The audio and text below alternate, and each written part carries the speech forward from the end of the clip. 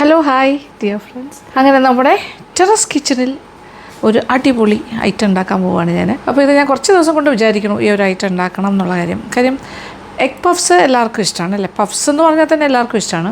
പിന്നെ എഗ്ഗ് ആണെങ്കിൽ കുറച്ചുകൂടെ വില കുറവാണ് നമുക്ക് ഉണ്ടാക്കാൻ. മുട്ടയൊക്കെ എല്ലാവരുടെ വീട്ടിലുണ്ട്. ഇപ്പോൾ മീറ്റ് പഫ്സൊക്കെ ഉണ്ടാക്കണമെങ്കിൽ ഒന്നുകിൽ ചിക്കൻ പഫ്സ് ആണെങ്കിൽ ചിക്കൻ്റെ മീറ്റ് വേണം, അല്ലെങ്കിൽ ബീഫ് വേണം, അല്ലെങ്കിൽ മട്ടൺ വേണം, മീൻസ് ഇതൊന്നും വേണ്ട. പിന്നെ ഓവൻ ഉണ്ടെങ്കിലേ നല്ല കറക്റ്റ് പഫ്സ് കിട്ടുള്ളൂ. നല്ല ഹോട്ട് ഓവനിലാണ് ഉണ്ടാക്കിയെടുക്കണം. അല്ലെങ്കിൽ പിന്നെ കുക്കറിലൊക്കെ വെച്ച് ഉണ്ടാക്കാം, നമ്മൾ കുക്കർ കേക്കൊക്കെ ഉണ്ടാക്കണ പോലെ. എങ്കിലും എനിക്ക് തോന്നിയിട്ടുള്ളത് നമ്മുടെ ട്രഡീഷണൽ ബോർമയിലൊക്കെ ചെയ്യുമ്പോൾ ഭയങ്കര കനലിലൊക്കെ ഇങ്ങനെ ആ ഒരു ചൂടിലിങ്ങനെ ചുട്ടെടുക്കുന്നത്. പിന്നെ നമ്മുടെ ഓവനിലും 220 വെച്ച് കഴിഞ്ഞാൽ ഇലക്ട്രിക് ഓവനിലും ഓക്കെയാണ്, നന്നായിട്ട് വരും. അപ്പോൾ ഇതൊന്നും ഇല്ലാണ്ട് നമുക്ക് എണ്ണയിൽ വറുത്തെടുക്കുന്ന, അത് എണ്ണ ഒട്ടും തന്നെ കുടിക്കാണ്ട് ഓയിൽ ഫ്രൈഡ് ആയിട്ട് നമുക്ക് ഉണ്ടാക്കിയാലോ. ഓയിൽ ഫ്രൈഡ് എഗ് പഫ്സ്, അതാണ് എൻ്റെ ഇന്നത്തെ തീം. അപ്പോൾ മുട്ടയുടെ ഫില്ലിംഗ് ഉണ്ടാകും, പിന്നെ പഫ്സിൻ്റെ ഔട്ടൊക്കെ അവർ നല്ല ലെയേഴ്സൊക്കെ ആയിട്ട് ഓക്കെ. അപ്പോൾ ചെയ്ത് തുടങ്ങാം. അതിൽ 2-3 കാര്യം. അപ്പോൾ നമ്മളുടെ മുട്ട പഫ്സ് റെഡിയാക്കാനായിട്ട് ആദ്യം എന്താ ചെയ്യേണ്ടതെന്ന് വെച്ചാൽ മാവ് കുഴയ്ക്കണം. സാധാരണ നമ്മൾ ചപ്പാത്തിക്കൊക്കെ കുഴയ്ക്കുന്ന പോലെ തന്നെ മൈദ മാവിലാണ് ചെയ്യുന്നത്. ഇതൊരു 3 കപ്പ് മൈദ മാവ് എടുത്ത് വെച്ചിട്ടുണ്ട്. അതിലേക്ക് കുറച്ച് ഉപ്പ്, പിന്നെന്താ കുറച്ച് എണ്ണ, അത് കഴിഞ്ഞിട്ട് വെള്ളം ചേർത്തിട്ട് കുഴച്ചെടുക്കാം. അപ്പോൾ ആദ്യം കുറച്ച് ഉപ്പ് ചേർക്കാം. കുറച്ച് ഉപ്പ് ചേർത്തിട്ടൊരു മിക്സിങ്. ഇതിലേക്ക് 1 ടേബിൾ സ്പൂൺ, നോക്കട്ടെ കുറച്ചായിട്ട് 1 ടേബിൾ സ്പൂൺ ചേർക്കാം.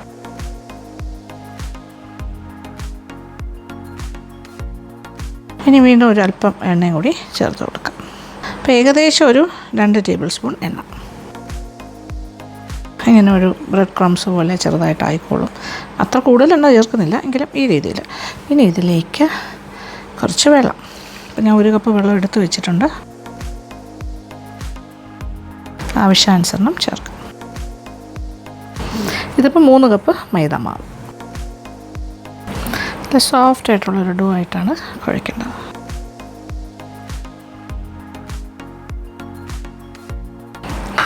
അപ്പോൾ 1 കപ്പ് വെള്ളവും ചേർത്തു. ഇനി നോക്കിയിട്ട് കുറച്ച് വെള്ളം കൂടി വേണമെങ്കിൽ ചേർക്കാം. വീണ്ടും കുറച്ച് വെള്ളം കൂടി ചേർക്കണു. അപ്പോൾ 1 കപ്പ് വെള്ളവും ഒരല്പം 2 ടേബിൾ സ്പൂൺ കൂടി പറയാം. 1 കപ്പ് ആൻഡ് 2 ടേബിൾ സ്പൂൺ. അപ്പോൾ 1.25 കപ്പില്ല, ഏകദേശം അടുത്ത് വരും. നല്ല സോഫ്റ്റായിട്ട് തന്നെ കുഴച്ചെടുക്കാം. ഇനി ഇതൊരല്പ സമയം അടച്ചിട്ട് മാറ്റി വെച്ചിട്ട് നമുക്ക് ഫില്ലിങ് തയ്യാറാക്കാം. അപ്പോൾ ഇതിങ്ങനെ വയ്ക്കേണ്ട ആവശ്യമൊന്നുമില്ല, പക്ഷേ എങ്കിലും നമുക്ക് ഇച്ചിരി സമയം കിട്ടുമല്ലോ ഫില്ലിങ്ങിന്. ആ സമയത്ത് ഇങ്ങനെ സോഫ്റ്റായിട്ട് ഇങ്ങനെ ഇരിക്കട്ടെ. മാവ് അടച്ച് മാറ്റി വയ്ക്കാം. ഇനി നമ്മളുടെ എഗ് ഫില്ലിങ്. അപ്പോൾ അതിന് 2 മീഡിയം സവാള ചെറുതായിട്ട് അരിഞ്ഞ് വെച്ചിട്ടുണ്ട്. ഒരു 4 മുട്ട പുഴുങ്ങി വെച്ചിട്ടുണ്ട്. ഈ 4 മുട്ട പുഴുങ്ങിയത് ഞാനൊന്ന് ഗ്രേറ്റ് ചെയ്തെടുക്കും. ഗ്രേറ്റർ ഉപയോഗിച്ചിട്ട് ഇങ്ങനെ ഒരച്ചടിച്ചെടുക്കുമ്പോൾ നല്ല എന്താ പറയുക, ചെറിയ നൂല് പോലെ, നമ്മൾ പനീറൊക്കെ ഗ്രേറ്റ് ചെയ്യുന്ന പോലെ ഗ്രേറ്റ് ആയി കിട്ടും. ഇത് രണ്ടുമാണ് മെയിൻ. അപ്പോൾ തുടങ്ങാം. ഇച്ചിരി എണ്ണ ഒഴിച്ചിട്ട്, ഇത് ഞാൻ വേറൊന്നും ചേർക്കുന്നില്ല. ഓക്കെ, നമുക്ക് പല രീതിയിലും ഇത് ചെയ്യാം. പിന്നെ ഇഞ്ചി വെളുത്തുള്ളി ഞാൻ അരച്ചതാണ് ചേർക്കുന്നത്. Ginger paste and garlic paste അരിഞ്ഞും ചേർക്കാം. പിന്നെ പച്ചമുളക് വേണമെങ്കിൽ പച്ചമുളക് ചേർക്കാം. ഞാൻ പച്ചമുളക് ചേർക്കുന്നില്ല, ഞാൻ കുറച്ച് മുളക് പൊടി അങ്ങനത്തെ കാര്യങ്ങളൊക്കെയാണ് ചേർക്കാൻ കൂടെ. പാത്രം ചൂടായി തുടങ്ങി. ഇനി ഒരല്പം എണ്ണ, ഒരു 1.5 ടേബിൾ സ്പൂൺ ആകാം. ഇതിലേക്ക് സവാള ഇനി ഇടയ്ക്കിടയ്ക്ക് ഇളക്കി കൊടുത്താൽ മതി. ഓക്കെ, അപ്പോൾ ഗ്രേറ്ററിൽ ഞാൻ മുട്ട പുഴുങ്ങിയത് 4 ഗ്രേറ്റ് ചെയ്തു. ക്യാരറ്റൊക്കെ ഗ്രേറ്റ് ചെയ്യുന്ന പോലെ തന്നെയാണ് ഗ്രേറ്റ് ചെയ്ത് പാടി തുടങ്ങി. ഇനി ഇതിലേക്ക് കുറച്ച് ഇഞ്ചി വെളുത്തുള്ളി പേസ്റ്റും കൂടി ചേർക്കാം. 1 ടീസ്പൂണോളം ഗാർലിക് പേസ്റ്റ്, വെളുത്തുള്ളി അരച്ചതും, അതുപോലെ തന്നെ 1 ടീസ്പൂൺ ഇഞ്ചി അരച്ചത്, ഒരല്പം ഉപ്പും കൂടി ചേർത്ത് കൊടുക്കാം.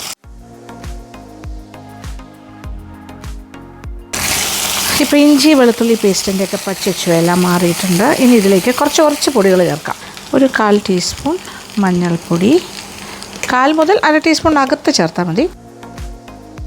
എരിവിനനുസരിച്ചിട്ട് പച്ചമുളക് ചേർക്കുകയാണെങ്കിൽ 1 ടീസ്പൂൺ മതി, ഇല്ലാന്നുണ്ടെങ്കിൽ ഒരു 1.5 ടീസ്പൂൺ വരെ ആകാം. 1 ടീസ്പൂൺ മല്ലിപ്പൊടി, 1 ടീസ്പൂൺ നിറച്ച് ചേർക്കുന്നു.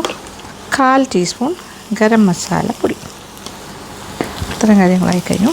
തീ കുറച്ചിട്ടുണ്ട്, നന്നായിട്ട് കാണുന്നുണ്ടല്ലോ. അപ്പോൾ എരിവിനനുസരിച്ചിട്ടാണ് കേട്ടോ. ഒരു 2 ടീസ്പൂണോ 2.5 ടീസ്പൂണോ മുളക് പൊടിയൊക്കെ ചേർക്കാൻ വേണമെങ്കിൽ. ഇത്രയും കാര്യങ്ങളായല്ലോ. ഇനി ഇതിലേക്ക് മൂത്ത മണമൊക്കെ വന്നു തുടങ്ങി കുറച്ച് വെള്ളം ഒഴിച്ചു കൊടുക്കുക. അപ്പോൾ ഈ സവാളയൊക്കെ കുറച്ചുകൂടി കുഴഞ്ഞ രീതിയിലേക്ക് മാറും. ഒരു 1/4 കപ്പ് വെള്ളം ഒഴിച്ചു കൊടുക്കും. ഇനി ഉപ്പ് കുറച്ചുകൂടി വേണ്ടി വരും. ഇതിപ്പോൾ 1/4 കപ്പ് വെള്ളമാണ് ആദ്യം ഒഴിച്ചത്. ഇനി കുറച്ച് വെള്ളം കൂടി വേണം.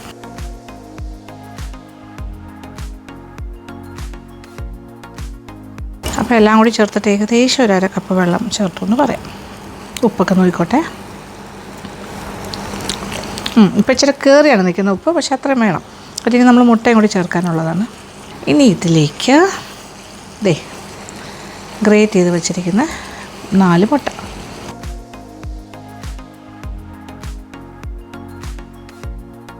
നല്ല കുഴഞ്ഞ പാകത്തിന് മസാല റെഡിയാക്കി എടുക്കണം.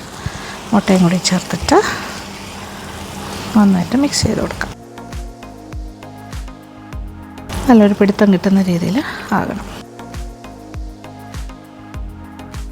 തീ ഞാൻ കൂട്ടിയിട്ടില്ല, ഇപ്പോഴും ലോ ഫ്ലെയിമിൽ തന്നെയാണ്. ഇപ്പോൾ ഉപ്പെല്ലാം കറക്റ്റായിരിക്കും. വേണമെന്നുണ്ടെങ്കിൽ കുരുമുളക് പൊടിയും കൂടി എക്സ്ട്രാ ചേർക്കാം, പക്ഷേ ഞാനൊന്നും ചേർക്കുന്നില്ല, ഇത്ര മതി. ഇതിലേക്ക് കുറച്ച് കറിവേപ്പില ഞാൻ ചെറുതായിട്ടൊന്ന് അരിഞ്ഞിട്ടുണ്ട്. മല്ലിയില അരിഞ്ഞതും കൂടി ചേർക്കാം. പണി കഴിഞ്ഞു. ആഹാ, നല്ല മണം. തീ ഓഫ് ചെയ്യാം. ഇതാണ് നമ്മുടെ ഫില്ലിങ്, എഗ് പഫ്സിൻ്റെ എഗ് ഫില്ലിങ്. തീ ഓഫ് ചെയ്തു. ഇനി ഇതിരിക്കട്ടെ, അല്പം ഒന്ന് തണുക്കട്ടെ. തണുത്ത് കഴിഞ്ഞിട്ടേ നമുക്ക് ഫില്ല് ചെയ്യാൻ പറ്റുള്ളൂ. ആ സമയം കൊണ്ട് നമുക്ക് പഫ്സിൻ്റെ ബാക്കി കാര്യങ്ങൾ ചെയ്യാം. അങ്ങനെ ഫില്ലിങ് എല്ലാം റെഡിയായി കഴിഞ്ഞു. നമ്മൾ കുഴച്ച് വെച്ച മാവ് ഞാൻ ആ പാത്രത്തിൽ നിന്നും മാറ്റി നോക്കിക്കോളൂ. ഒന്നുകൂടി ഒന്ന് പാദം പുറത്ത് വെച്ചിട്ട്, ഇത് കൗണ്ടർ ടോപ്പ് നല്ല വൃത്തിയാക്കി വെച്ചിട്ടുണ്ട്. അതിൽ വെച്ച് ഒന്നുകൂടി ഒന്ന് നല്ല മയം വരുന്ന പോലെ ഒന്നുകൂടി ഒന്ന് നീഡ് ചെയ്തെടുക്കാം. കുറച്ചുകൂടിയൊക്കെ ഒരു എന്താ പറയുക, ഇങ്ങനെ അടിക്കുന്നു. ഭയങ്കര സോഫ്റ്റ് ആൻഡ് നമ്മുടെ കയ്യിൽ നിൽക്കുന്ന ഒരു രീതിയിലായി. ഒരു 10 മിനിറ്റ് ഇങ്ങനെ നീഡ് ചെയ്യുക, 5-6 മിനിറ്റ്. എന്നിട്ട് ഇങ്ങനെ സിലിണ്ട്രിക്കൽ ഷേപ്പിലേക്ക് മാറ്റണോ. എന്നിട്ട് നമുക്ക് ഈവനായിട്ടുള്ള ഉരുളകൾ മുറിച്ചെടുക്കാം.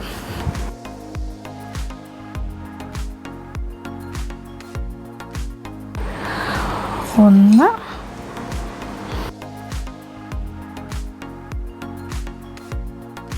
ഒരു ചെറിയ കുറവുണ്ട് ഇവിടെ. ഓക്കെ,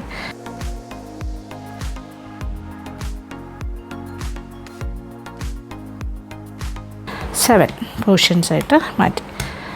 ഏറ്റക്കുറച്ചിൽ കഴിയുന്നിടത്തോളം ഇല്ലാതിരിക്കട്ടെ. എന്തെങ്കിലും കുറവുണ്ടെങ്കിൽ നമുക്ക് അങ്ങോട്ടും ഇങ്ങോട്ടും അഡ്ജസ്റ്റ് ചെയ്യാം. ഓക്കെ, ഇനി ഇത് പരത്തിയെടുക്കാം. ഓരോന്നും റൗണ്ടായിട്ട് ബോൾ പിടിച്ചിട്ട് കുറച്ച് മൈദമാവിൻ്റെ സഹായത്തോടു കൂടി തന്നെ പരത്തിയെടുക്കാം. സോ 7 ചപ്പാത്തി ബോൾസ്. ഇനി കുറച്ച് മൈദ എടുത്ത് വയ്ക്കാം, പരത്താം. സാധാരണ നമ്മൾ ചപ്പാത്തിക്കും പൂരിക്കുമൊക്കെ പരത്തുന്ന അതേ മെത്തേഡ് തന്നെയാണ്, സെയിം.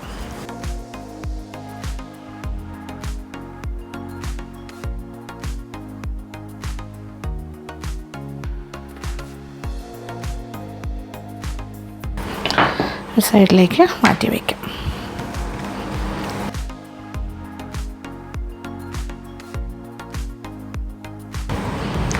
എല്ലാം ഇതുപോലെ പരത്താം.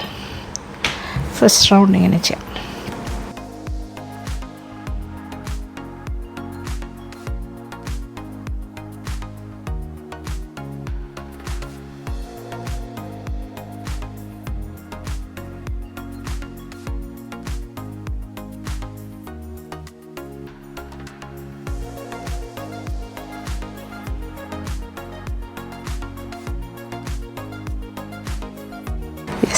അങ്ങനെ 7ാമത്തെ റൗണ്ട്. വളരെ എളുപ്പത്തിൽ നമുക്ക് ചെയ്യാം. നമ്മൾ രാത്രി വീട്ടിൽ ചപ്പാത്തിയൊക്കെ ഉണ്ടാക്കാൻ എന്താ ചെയ്യണേ, അതുപോലെ ഉള്ളൂ, സിമ്പിൾ. ഇനി അടുത്ത സ്റ്റെപ്പ് നമ്പർ 2. ഈ പരത്തൽ കഴിഞ്ഞു.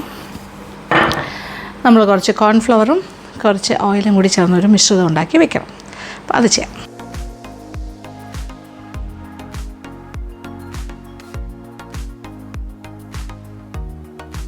ഒരു 3 ടേബിൾ സ്പൂൺ മതിയാകും. ഇനി കുറച്ച് റിഫൈൻഡ് ഓയിൽ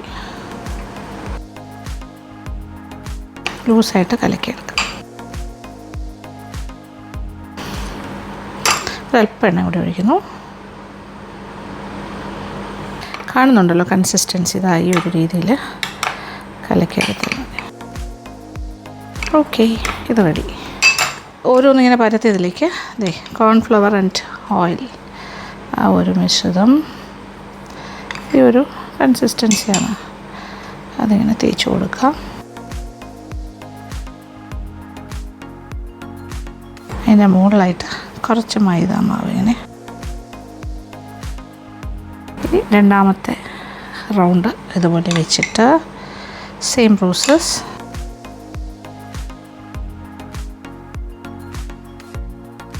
പൊടിയിടാം. മൂന്നാമത്തെ റൗണ്ട്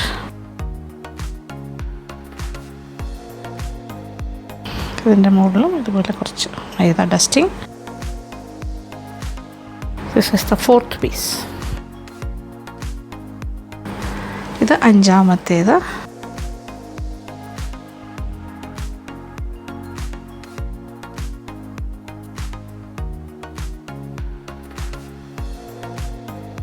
ഏറ്റവും മുകളിലായിട്ട് നമ്മുടെ ഫൈനൽ 7th റൗണ്ട് വെച്ച് കഴിഞ്ഞു. ഇതെല്ലാം കഴിഞ്ഞു. യെസ്, ഇനിയാണ് പരത്തൽ.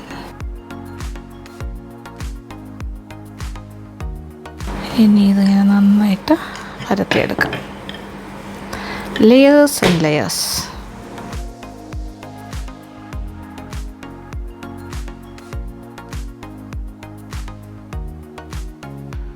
ഏഴ് ലെയറുണ്ട്. Okay, it's nice.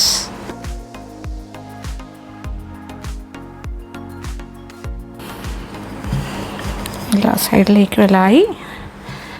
ഓക്കെ, ഇത് നമ്മളൊരു ബുക്ക് ഫോൾഡിങ് പോലെ ചെയ്യണം. അതും കൂടി ഒരു ചെറുതായിട്ടൊന്ന് തടവി കൊടുക്കാം.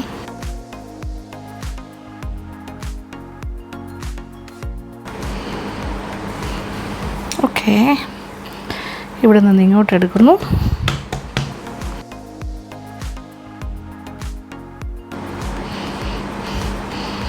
ഇവിടെ നിന്ന് അങ്ങോട്ട്.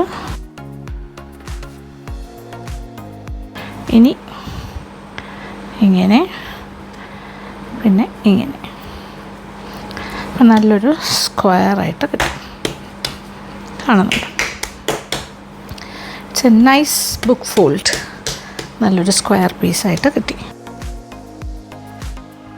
സാധാരണഗതിയിൽ നമ്മളൊരു നോർമൽ ഓവനിലൊക്കെ ബേക്ക് ചെയ്യുന്ന പഫ്സൊക്കെ ആണെങ്കിൽ, പഫ് പേസ്ട്രി ഉണ്ടാക്കണമെങ്കിൽ ഉള്ള പ്രോസസ്സ് എന്ന് പറഞ്ഞാൽ ഏതാണ്ട് സിമിലറാണ്. പക്ഷേ ഇങ്ങനെ അടിക്കല്ല ചെയ്യുന്നത്. അത് വേറൊരു സ്റ്റൈലിൽ നമ്മളിങ്ങനെ പരത്തി, നമ്മൾ ഓൾറെഡി പഫ്സ് കാണിച്ചിട്ടുണ്ട് ഇങ്ങനെയാണ് ഉണ്ടാക്കുന്നതെന്ന്, പ്രൊഫഷണൽ സ്റ്റൈലിൽ.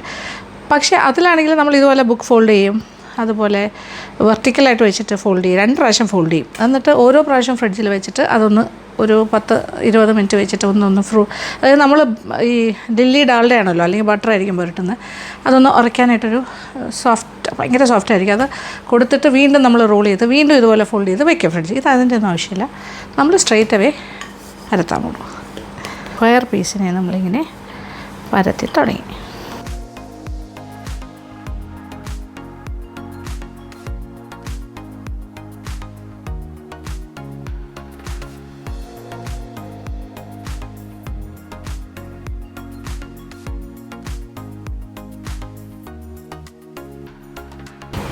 പറ്റുന്ന പോലെ ഒരു വെർട്ടിക്കൽ ഷേപ്പിൽ ആക്കിയെടുക്കാൻ നോക്കാം.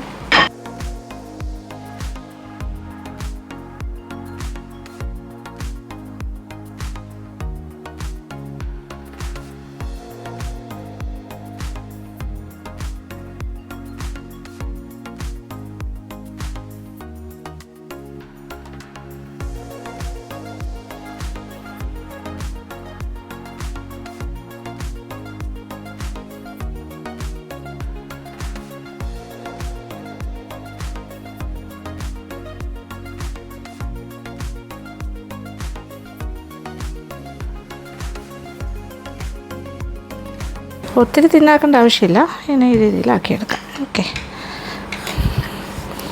ഇനി ഇത് നമുക്ക് കട്ട് ചെയ്യാം.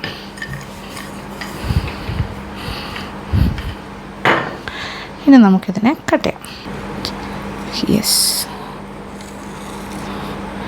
3 മുറിച്ചു. ഇനി ഇതിനെ 2 ആക്കാം. അപ്പോൾ ഒരു പഫ്സിന് ഇങ്ങനെ മടക്കാൻ കണക്കാക്കിയിട്ട് എടുക്കാം.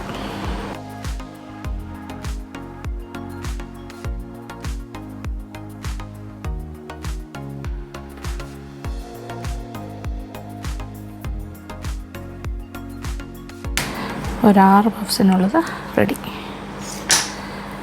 ഓക്കേ, ഇനി ഓരോ പഫ്സിനകത്തേക്കും ഫില്ലിങ് നിറയ്ക്കാം. ഫില്ലിങ്ങിന് നല്ലൊരു ഉറപ്പുണ്ടാകണം. നോക്കിക്കോളൂ.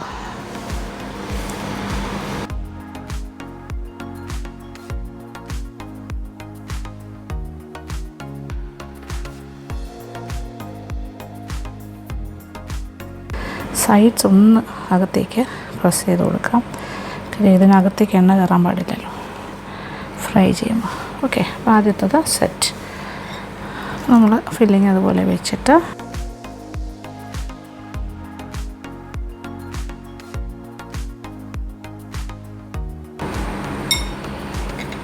ചെറുതായിട്ടൊന്ന് പ്രസ് ചെയ്ത് കൊടുക്കുക. ഫില്ലിങ് തുറന്നു പോകരുത്, അത് വളരെ ഇമ്പോർട്ടൻ്റ് ആണ്.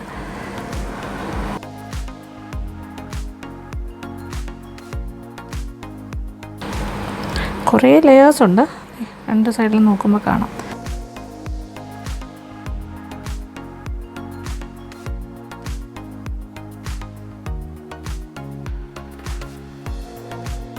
കുറച്ചുകൂടി ചെറിയ സൈസിലെ കുട്ടി പഫ്സ് ചെയ്യുകയാണെങ്കിൽ ഇതുപോലെ എടുക്കുകയാണെങ്കിൽ ഒരു 8, അതായത് ഇതിപ്പോൾ 6, ഒരു 9 എണ്ണം എല്ലാം കിട്ടും.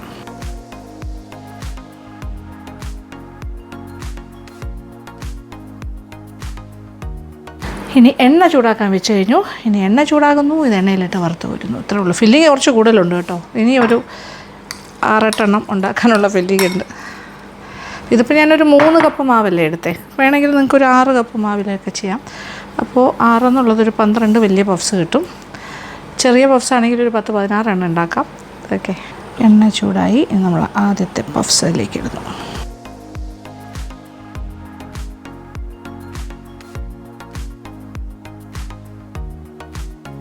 അങ്ങനെ നമ്മുടെ ആദ്യത്തെ പഫ്സിങ്ങിനെ നന്നായിട്ട് പൊള്ളി വരുന്നുണ്ട്, സെറ്റായിക്കൊണ്ടിരിക്കുന്നു. ഞാനതിനെ ഡിസ്റ്റർബ് ചെയ്യുന്നില്ല. അത് കഴിഞ്ഞിട്ട് കുറച്ച് പൊങ്ങി വരുന്നുണ്ട് മുകളിലോട്ട്, കാണുന്നുണ്ടല്ലോ. സൈഡ്സിലെ ആ ഒരു ലെയേഴ്സൊക്കെ നമുക്ക് കാണാൻ പറ്റുന്ന രീതിയിൽ അത് ഫ്രൈ ആയിട്ട് വരുന്നു.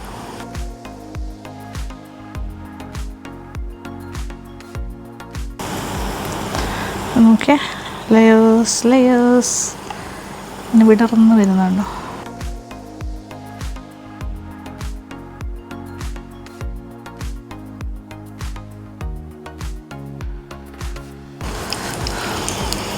നല്ലൊരു പഫ്സിൻ്റെ ഗോൾഡൻ ബ്രൗൺ കളറായിക്കൊണ്ടിരിക്കുന്നു.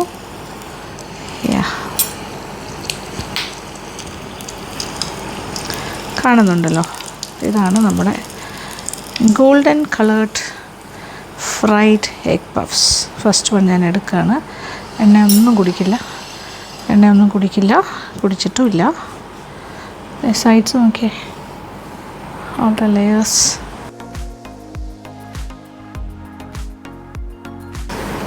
ഫസ്റ്റ് പഫ്സിനെ ഞാൻ ഇങ്ങോട്ട് മാറ്റി. ഓക്കെ, ഇനി രണ്ടാമത്തെ ആളിനെ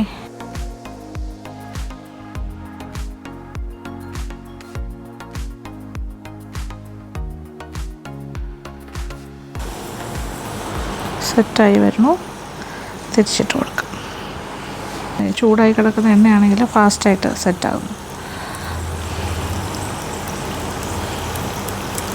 നല്ല ക്രിസ്പി.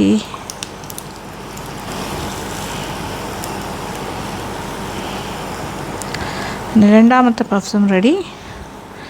ഇനി മൂന്നാമത്തെ പഫ്സിനെ എണ്ണയിലേക്ക് ഇടുന്നു.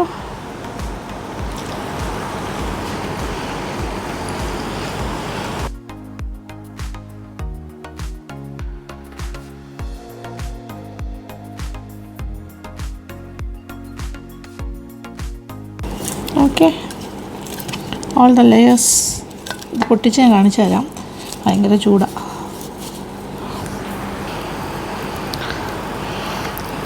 അപ്പോൾ ഒന്നെടുക്കുന്നു, അടുത്തതിടുന്നു. ആ ഒരു പ്രോസസ്സ് ഫാസ്റ്റായിട്ട് തന്നെ നടക്കുന്നുണ്ട്.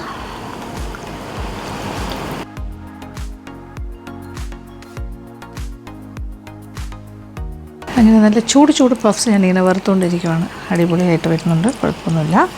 It's good.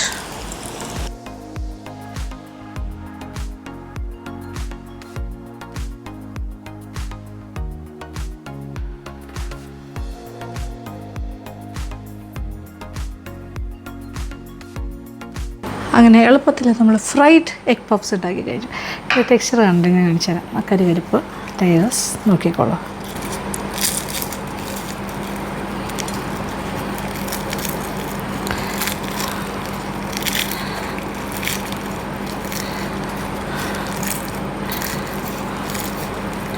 കാണുന്നുണ്ടല്ലോ, ലെയേഴ്സ് ആൻഡ് ലെയേഴ്സ്.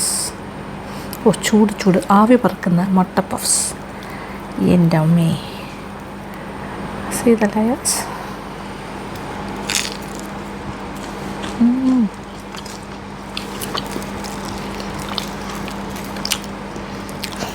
ചൂട്.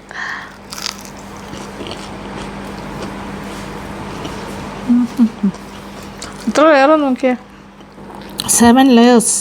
അതെന്തായാലും ഉണ്ടാവുമല്ലോ, സാധാ 7 layers. Okay, nice. അപ്പോൾ ചൂടായിട്ട് ഉണ്ടാക്കി കഴിക്കാം. ഇത്രയും വലിയ പഫ്സ് ഉണ്ടാക്കേണ്ട, കുറച്ചുകൂടെ ചെറുതാക്കിക്കോളൂ, കുറച്ചുകൂടെ ക്യൂട്ടായിട്ട്. അപ്പോൾ എണ്ണത്തിൽ കൂടുതൽ കിട്ടും. ഇതൊരെണ്ണേ കഴിക്കാൻ പറ്റുള്ളൂ.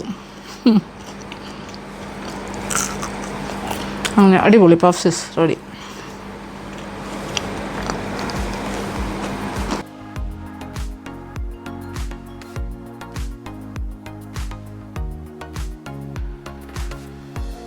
അപ്പോൾ എന്തായാലും ഈസി ആയിട്ട് ഉണ്ടാക്കാൻ പറ്റുമെന്ന് മനസ്സിലായല്ലോ. പക്ഷേ ഇതിനൊരു പ്രത്യേകത എന്ന് വെച്ചാൽ ഇത് നമ്മൾ ഫ്രൈഡ് ആണല്ലോ. സ്വാഭാവികമായിട്ടും ഫ്രൈഡ് ആകുമ്പോൾ ആ ടെക്സ്ചറും നമ്മൾ ബേക്ക് ചെയ്യുന്ന ടെക്സ്ചറും തമ്മിൽ വ്യത്യാസമുണ്ട്. ഒരിക്കലും നമ്മൾ ബേക്ക് ചെയ്ത് കിട്ടുന്ന പഫ്സിൻ്റെ അതേ ടെക്സ്ചർ ആയിരിക്കും എന്ന് വിചാരിക്കരുത്. പക്ഷേ ഇറ്റ്സ് ആസ് ഗുഡ്. ഒരു ഡിഫറെൻ്റ് ആയിട്ടൊരു മുട്ട പഫ്സായിട്ട് കഴിക്കാൻ പറ്റും. പിന്നെ ഇതിൻ്റെ ഒരു തിക്നെസ് കാര്യങ്ങൾ അതെല്ലാം നിങ്ങൾക്ക് കുറച്ചുകൂടെ വേണമെങ്കിൽ തിന്നറാക്കാം. പിന്നെന്താ പറയുക, സൈസ് കുറച്ചുകൂടെ ചെറുതാക്കാം, അങ്ങനത്തെ കാര്യങ്ങൾ ചെയ്യാം. പിന്നെ എണ്ണയിലിട്ട് കഴിഞ്ഞിട്ട് ആദ്യം ഒന്ന് മൂത്ത് കഴിഞ്ഞിട്ട് തീ ഒന്ന് അല്പം കുറച്ചിട്ട് കുറച്ചുകൂടി ഉള്ളൊക്കെ വേകുന്നതിനുള്ള ടൈം കൊടുക്കണം.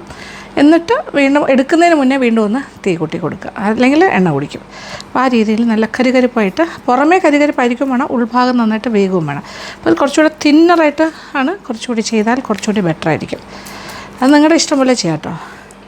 കുറച്ച് വലിപ്പം കൂടുതലാണ്, ഞാൻ ബിഗ് സൈസാണ് ഉണ്ടാക്കിയത്. അപ്പോൾ ഉണ്ടാക്കി നോക്കുക, എന്നിട്ട് ഫീഡ്ബാക്ക്സ് തരാൻ മറക്കണ്ട. അപ്പോൾ ഒരു ഡിഫറെൻറ്റ് ഒരു പഫ്സാണ് ഇത്, ഫ്രൈഡ് എഗ് പഫ്സ്. അപ്പോൾ നിങ്ങൾക്ക് എങ്ങനെയാണ് ഒരു പ്രാവശ്യം ഉണ്ടാക്കുമ്പോൾ നിങ്ങൾക്ക് മനസ്സിലാവും അതിൻ്റെ ഒരു സൈസ്, ടെക്സ്ചർ ഒക്കെ മനസ്സിലാവും. അതനുസരിച്ചിട്ട് നിങ്ങളുടെ ഇഷ്ടത്തിനനുസരിച്ച് ഫില്ലിങ് എല്ലാം മാറ്റാൻ പറ്റും വേണമെങ്കിൽ ഉണ്ടാക്കി നോക്കുക. അപ്പോൾ ഒരുപാട് അങ്ങോട്ട് തണുത്ത് കഴിഞ്ഞാൽ അതിൻ്റെ ആ ഒരു ക്രിസ്പിനെസ് ഒക്കെ കുറച്ച് കുറഞ്ഞു വരും കേട്ടോ. ഒരുവിധം ചൂടുള്ള സമയത്ത് തന്നെ കഴിക്കാൻ ശ്രമിക്കുക. അപ്പോൾ എന്തായാലും ഇഷ്ടപ്പെട്ടു എന്ന് തന്നെ വിചാരിക്കട്ടെ. അപ്പോൾ thank you so much. Thank you for watching and keep on watching Lakshmi Nair vlogs. Love you.